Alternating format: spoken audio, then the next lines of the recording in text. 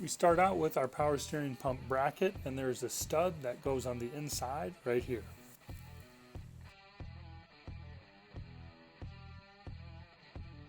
And another bolt that bolts into our head right there.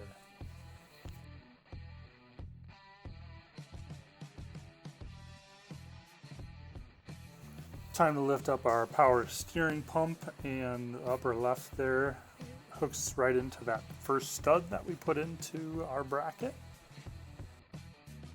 Again, you're not going to want to tighten this too tight because you still want to be able to move that power steering pump to get that belt on and then tighten it. This one that I'm tightening right now is a little hard to see, so I took another clip here.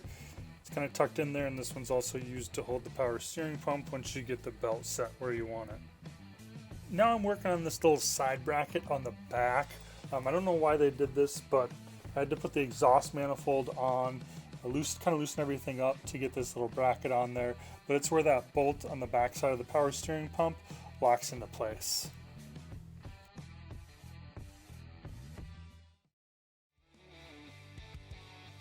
There you have it. If you enjoyed this video, you can always check out the playlist of all of our videos in the Mino Camino in the upper left.